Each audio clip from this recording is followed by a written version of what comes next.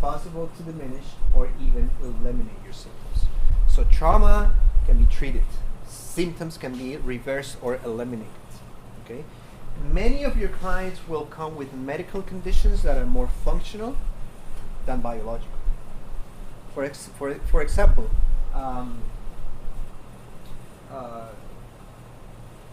IBS, irritable bowel syndrome. It's a functional condition because the doctors will look at you from 10,000 different ways and they will not find anything wrong with you. But we know it is a psychological condition. Okay, it's a functional gastrointestinal disorder. So it could be trauma-based. And it's very important that you look at that. So I gotta apologize. This presentation combines English and Spanish. I'm gonna skip the Spanish ones. It's not on your slides because I didn't include it, so I apologize for that. But what I'm gonna do is I'm gonna translate everything into English, and then I'm gonna send it to Paul, and whoever needs it later, they can get it. It's public information.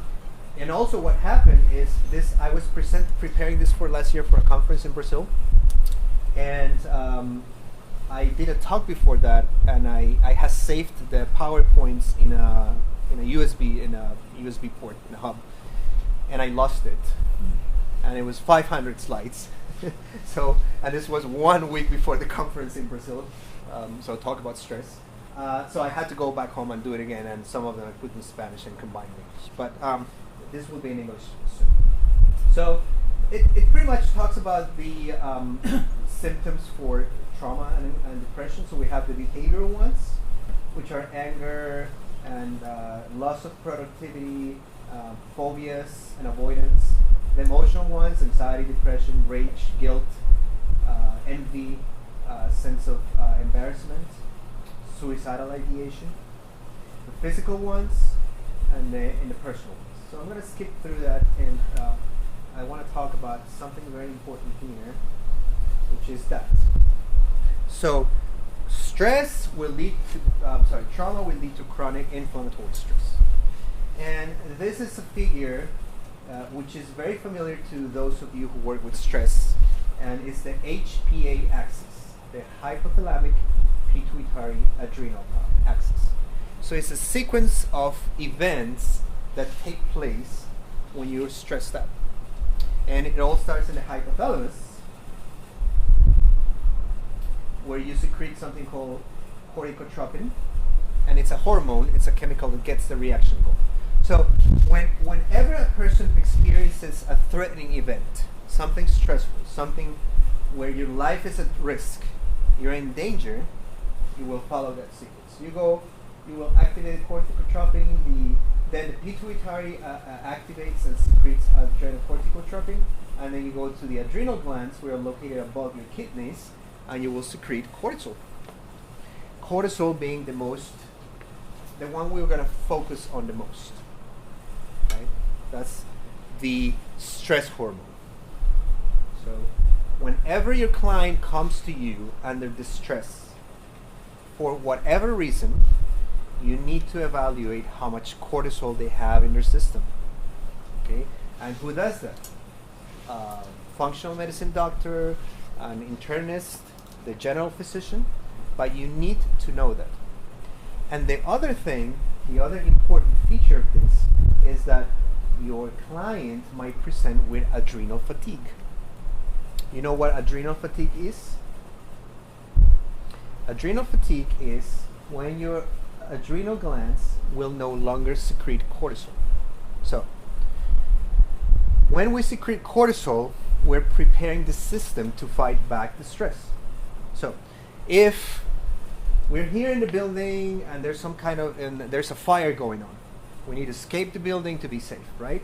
And when we reach safety, everything's fine. So we stop secreting cortisol and the parasympathetic branch kicks in and we're able to relax. But in modern times, people are always stressed out. You know, financial problems, socio-political problems, health-related issues keep people going on all the time, which means we're secreting cortisol all the time, which at the same time means that we have cortisol circulating in our bloodstream all the time. So having too much cortisol it's really bad. But having no cortisol, it's also bad. So adrenal fatigue is a condition where the adrenal glands simply get tired and they say, you know, I'm not going to secrete any more cortisol. This is ridiculous. You're stressed out all the time. This is not going to happen anymore. I'm going to stop this. And so they stop secreting cortisol. When we do not secrete cortisol, we're in danger, because that's what predisposes to every single chronic disease out there. Diabetes, fibromyalgia, cancer, you know, every single thing that's chronic and inflammatory, it's triggered in part because of the lack of cortisol. And the most telling behavioral component of that is when the client gets upset about everything. If you have a client that gets upset, furious, angry about anything and everything, it's very likely that they have adrenal fatigue. They have so much stress in their lives that the adrenals simply quit. And they went, you know what? No more cortisol for you. It's not this. I'm tired of I'm tired of you being stressful. And so you're predisposed, and that client is predisposed to a lot of things. So biofeedback will help, yes, and it's a wonderful intervention. Will neurofeedback help? Of course it will. But if we don't look at the client from the organic perspective, we're running the risk of having something medical develop without us knowing it. So this is when the intervention and integration is important, because we need to look at the person from the organic perspective. We look at it from the brain perspective, but things that go out from the neck down will influence brain's health and behavior. Your thyroid, your liver, your gastrointestinal disorders, heavy metals, all those things will influence brain behavior. And many clients who come with depression have a thyroid disorder. Maybe they have hypothyroidism, so they're not producing, tyrosine, and that's depression. A lot of ADHD clients have thyroid conditions, so it's very important that we look at that as well. Okay, integration is the key. And so the two main things are what? Adrenaline and cortisol. Now, this slide is really important, and I will explain what it means, because it has to do with nutrition. Okay? Depending on how stressed you are, your body will metabolize your nutrients in a different way. If you're relaxed, your protein will turn into amino acids, which will turn into neurotransmitters. So dopamine, serotonin, all those things we get from protein. Chicken, fish, steak, pork, right? But if you're stressed, they remain as amino acids, and it will cause inflammation. Okay? So you could eat very well, but if you're stressed out, you're going to synthesize this in a different way. So whatever you eat can turn against you. It will add to the problem. Now, for the most part, everybody gets stressed here, right? And if you have been stressed out, you don't normally eat healthy, right? You don't look at a salad or a vegetable salad or a fruit salad and you go, oh, that's so delicious. What do you tend to eat? Carbohydrates and sugars, right? So when you're stressed out, you go for that burger, you go for that bread, you go for that donut, you go for that ice cream, right? Because they taste very well. The problem is that they have a satiation point, so they help you feel better. But at the same time, they're inflaming you. They're causing a lot of inflammation. And the link between inflammation and sugar is high. Sugar is very inflammatory, and it's very addictive. It's more addictive than cocaine and heroin. And for ADHD kids, the first thing I cut down is sugars. When we cut down sugars, the behavior gets better. The hyperactivity goes down, the inattentiveness goes down, right? And people with a lot of theta brainwaves, alpha brainwaves, and delta brainwaves, with really high amplitude theta, delta, and alpha brainwaves, usually have a tendency to eat more sugar. So if I have a kid with ADHD and I'm looking at the EEG and I see a lot of delta brainwaves and theta brainwaves and even slow brainwaves below 10 hertz, I always ask the parents, So I guess little Johnny here likes sugar, and they go, oh yeah. He loves donuts. He loves ice cream. He loves hamburgers. He loves pizza. They crave it, and it's because delta, alpha, and theta brainwaves have a lot to do with glucose metabolization. So they're not metabolizing the sugars properly, which means they need more sugar to feel better, right? So it's an addiction. Okay. So when you look at an EEG and you see a lot of delta, a lot of theta, a lot of alpha, wonder if there's a sugar issue going on. And about 90% of the time there will be a sugar issue going on. Inflammation. Okay? So same thing goes for the sugar. So glucose or glycogen. If you're stressed out, it's glycogen. If you're functioning somewhat well, it's glucose. So anything that you eat will turn against you if you have chronic stress. And we know that when we're chronically stressed, we're gonna eat unhealthy. We're gonna go for that McDonald's burger, or that Burger King, or all those things. So our behaviors are pretty much, in a way, are directed by how and what we eat. And I don't know here in Asia, but in Colombia, there's been a prevalence, and when McDonald's came into Colombia, people were not too excited about it. But now, everywhere, every McDonald's you go, you see it's full of kids and their parents, right? And in the U.S., the main target for advertisement for the fast food industry is children. That's the main target. Now think about it. How many of you are parents here? How many of you have children? So you go home from work, you're driving, you're very tired, and you have to go pick up your kids from football or ballet or singing, right? And there's nothing to eat at home. And you happen to drive by those golden arches, and you go, well, it's fast food, it's convenient, I'm not gonna go home and cook, right? So a lot of people find this convenient. It's right there, it's available right away, right? But at what cost? So, a lot of people feed their kids. That's the diet they are based on. They go on a daily basis, right? And I don't know if you know this, but there in the last year in the U.S. there's been McDonald's has been in the news twice. A school teacher took McNuggets that she bought at McDonald's, and she put them away for 1 year. And then when she took them out, they were exactly the same way. They didn't rot away. They didn't go bad. Another teacher in another school district took what's the hamburger they're famous for? One of the hamburgers they're famous for, right? And she took the hamburger, put it away, took it away 1 year later, still the same. So we don't know what they're putting in there. Now, does it taste good? To some people it does. The fries, the burgers are good. But again, at what cost? And when we're stressed, we favor this, and we frown upon this. So changing nutritional habits is very important. Okay? Best medicine is nutrition. There's no better medicine than nutrition and exercise. Eating well, exercising. Now, sounds very easy and simple to do. Now, in real life, it's a different story. And that's the challenge that you're going to have with your clients. Okay? So this leads us to this. I don't know if you ever heard that people are either apple-shaped or pear-shaped. So your body will take the shape of an apple or a pear. Right? For women, it's mostly the pear because fat goes to the hips. So you're shaped like a pear. For us guys, it's this one. And where does it go? Into our abdominal fat. And this is the kind of fat that is dangerous. It's very, very, very dangerous for your brain.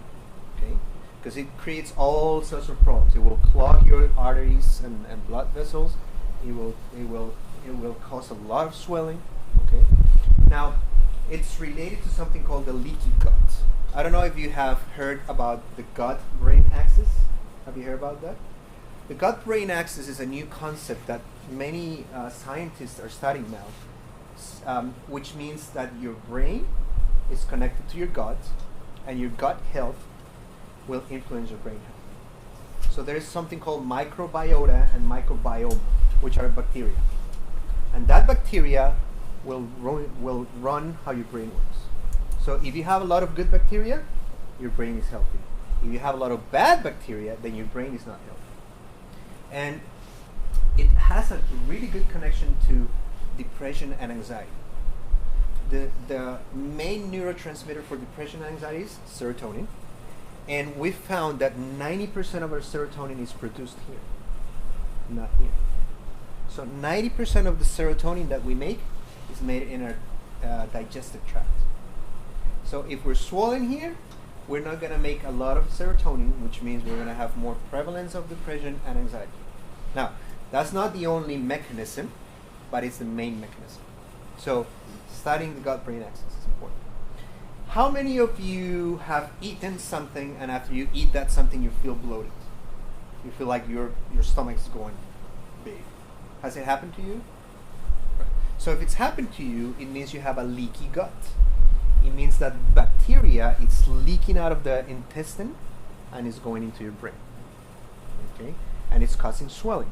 And if you have intestinal swelling, there's a 90% chance you have brain inflammation. So if you're inflamed down here, you're going to be inflamed up here. So where does it start? It starts in the gut. What do we need to change? The gut. So probiotics, and there's lots of things now that they're in the market for that, to reduce inflammation. So reducing inflammation here will reduce inflammation here. That's very, very important. Okay? Because that's very unhealthy. And most of the time that's not even fat. For a lot of people it's inflammation. For a lot of people it's fat from the stress, but for a lot of people it's inflammation. Okay? And that is the gut-brain axis. And the gut-brain axis also postulates that the gut, the intestines, have their own nervous system, which is called the enteric nervous system, ENS, or the gastrointestinal nervous system. And it's amazing, since I included functional medicine as part of the treatment interventions that I do, we see a lot of clients with gastrointestinal disorders that are affecting their brain performance. I've seen children age 6, age 7, age 8, as young as that, with and the doctors tell me that child has the gastrointestinal system of somebody who's 90 years old. And it's based on the diet and the inflammation. So junk food, sugar-based diet, carbohydrate-based diet, and stress will do that to you. So think about this. I mean, think of a doctor telling you that a 6-year-old child who's coming to see you for inattention has the gastrointestinal system of somebody who's 70, 80, 90 years old. That is extremely meaningful. And that's something that we need to take a closer look at, and something that we need to target. And so we have our microbiome, which is the bacteria. And there's hundreds and thousands of them. If you go do a Google Scholar search for gut-brain axis, they will have descriptions of the different types of bacteria and how they affect the brain. I mean, it's a very, very, very, very complex subject matter, but it's very important. And it's something that I recommend you start looking at more closely for your interventions. Okay? And so what happens is pretty much we have these doorways here, that act as filters. And so this prevents, these doorways will prevent the bacteria from leaking out. Now, what causes those doorways to open? Cortisol. So we have too much cortisol, it will bind onto those receptors and will cause those gates to open, and the bacteria will leak out and will go into the brain, because it will go through the blood-brain barrier. And so there's a really good book called Grain Brain by a neurologist called David Perlmutter, Grain Brain. And I will show you pictures of the books later. But this book talks about the relationship between sugars and dementia, frontotemporal dementia and Alzheimer's disease. So apparently there's really good research that shows that there's a relationship between sugar consumption and dementia later in life. and he calls it diabetes type 3. Okay, so that's a very good book to read too, Brain by David Perlmutter. But the main culprit here is going to be the cortisol. So it is the cortisol that binds those receptors and causes it distracts the guards, the gate gets open, and the bad guys get out. And there's also a relationship between the accumulation of those bacteria, because when those bacteria get out and get into the brain, they will start sticking to the walls. And so you get a lot of plaque. And that plaque has been connected to Parkinson's, Alzheimer's, and other types of dementia. So for many people, Parkinson's starts here, many years before. And dementia starts here, many years before. Now, one of the nice things, because I live on and off in the United States, I spend a lot of time between Colombia and the US. And one of the nicest things to experience here is the food. It's delicious, there's great variety, and it's very healthy. And I was telling Paul the other day, it's no wonder your obesity rates are so low. When you compare a food court here with a food court in the United States, you can tell the difference. And it's very nice to see that you guys eat so well and so healthy. And that means that your population is going to be healthier too. Not as much diabetes, not as much leaky guts, not as much other conditions. That's good. So that bacteria will cause a leaky guts. And that will take us to even furthering or exacerbating trauma. So trauma can be fetal, before we're born. If mommy's pregnant with me and mommy stresses out, I will stress out. If mommy feels depressed, I will be depressed. If she gets anxious, I will be anxious. And one of the things that I do is I do a really thorough trauma history, which includes pre-verbal trauma. And a lot of the people with anxiety, that comes in with anxiety and panic attacks, or even depression, are people whose moms were very stressed out when they were pregnant. For different reasons. They were abused, they were attacked, they were almost killed, they did drugs, they smoked, they drank alcohol, several things. So for a lot of people it starts there. There's birth trauma. When I was born, I was choking on the umbilical cord. So they had to untangle me. So I lost oxygen for a few minutes of time. That's trauma. So that was my first trauma. Coming into the world, I was being choked by my own umbilical cord. Okay, so it starts there. Now, losing a parent, illness, high fevers, or accidental poisoning. We don't normally think of those as emotionally traumatic, but they can be. And they will be for many clients. Okay. Falls or accidents. A lot of people don't make the correlation. In athletes, the number one cause of trauma is injury. That's the number one cause of emotional trauma in athletes in sports, is physical injury. But we don't draw the correlation. Okay? And we need to draw the correlation. Anything can be potentially traumatic. Now, am I saying everything's traumatic? No. But everything can be potentially traumatic. And we need to look at it from that perspective, because that will make a huge difference when we intervene. Witnessing violence. So I did a brain map the day before I flew here with a 37-year-old lady. And she has panic attacks. And so I was asking for a trauma history, and she said, no, I grew up very happy. I had a very happy childhood, and I experienced no abuse. And I said, and then I said, did you experience somebody being the victim of violence? And she said, yes. She said, this one time I was sitting in a bus with my friend, and we're sitting all the way in the back row, and this guy came in the bus, and he shot the person in front of us. So it was a mafia order hit or something. The guy got shot in front of us.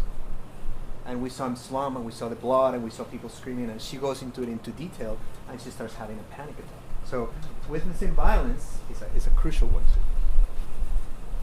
Natural disasters, we all get them. You guys have typhoons and floodings, and you have earthquakes here as well. Yes. So, little bit of everything, so we're prone to those. Natural disasters, medical or dental procedures. The dentist can be traumatic. Having surgery can be traumatic, right? When I was 6 years old, my inner ear almost exploded, and I almost went deaf. And they had to do an emergency surgery on me, and they had to install these little tiny valves inside my ear so they would not explode. And the first thing I remember when I woke up from the surgery, I woke up and I looked to the right and there was somebody laying on a gurney, motionless. I looked to the left and there was somebody laying there motionless. And the first thing I thought is I woke up in the morgue. I thought I was dead, and I woke up in the morgue. And I was 6 years old and I was screaming for my parents. I mean, the screams could be heard all over the hospital. So that was very, very traumatic for me too, because I wake up to the right and there's this guy there. I look to the left, there's this other guy there. And I'm thinking, oh my God, I'm dead. They brought me to the morgue. So, you know, those things can certainly make an impact though. Sports injuries. And trauma doesn't differentiate who we are. We can be famous or not famous. These are all people who have experienced deep trauma. Lady Gaga, probably most of you know her, right? She recently talked about being sexually abused several times. Keanu Reeves, he lost his fiancée to a car accident. His mom was a drug addict. His dad abandoned him. Ashley Judd, another actress, talked about sexual abuse too. And I keep forgetting his name. He's the singer of Linkin Park. He committed suicide about 2 years ago, sexually abused as a child. And this is Jackie Kennedy, the wife of U.S. President John F. Kennedy, who was murdered in Dealey Plaza. And if you have not seen the video of President Kennedy's assassination, it's really graphic because she's there when he gets shot in the head. And she gets splashed with the blood. She was next to him when he was assassinated. And I don't know if the movie made it here, but there was a movie with Natalie Portman called Jackie, and it talks about the aftermath of the assassination and all the trauma she experienced. So it's very interesting. And there's also disasters, Pompeii in Italy. And the people of Pompeii didn't know that Mount Vesuvius was a volcano. They thought it was a mountain. And in fact, in Latin, there was no word for volcano. So when Vesuvius erupted, they didn't know what to do. And that's what killed so many of them. They were unprepared for it. We have the Nazi Holocaust, of course. That's causing a problem for generations. Freddie Mercury, when he told the world he was HIV/AIDS positive, it was a big trauma for a lot of people, not only from the homosexual community, but for musicians and people in the rock world or the music world, because they didn't think that somebody like him could get sick and die from the disease. And 9/11, of course, which one of the most recent events. Most of you probably remember that and remember where you were and what was happening. Now, trauma can be interesting because it can make people join organizations like the Ku Klux Klan. And that's a racist organization in the US that goes back to the 1800s. And it's interesting because a lot of their members are trauma victims. And they end up joining these types of organizations looking for some place to belong. So these are people who are highly traumatized and they feel that they need to connect with something. And unfortunately, oftentimes they're going to end up in the wrong place with the wrong people. So, you know, this and the Nazi Party and gangs and cults are the consequence of trauma people. And, you know, we have the migrant crisis in Europe, the tsunami of 2004, which probably was hit close to you guys being so close to here. And this is interesting. A lot of people who have been in surgeries, and I put the doctors and the aliens, I have had clients tell me that when they're in surgery, they actually see the aliens. They don't see the doctors. So it goes to show how trauma can distort memories so dramatically. And we have to be very careful because those of you who are going to work with PTSD for the most part have to be very careful about the memories of the clients being real. Because a lot of those memories can be made up by the brain, can be fabricated by the brain. And so I know there was a case in the United States where a woman accused her father of sexually abusing her, and that never happened. brain made up a memory of her father abusing her, and the guy ended up going to prison for a long time, and later it was found out that was not the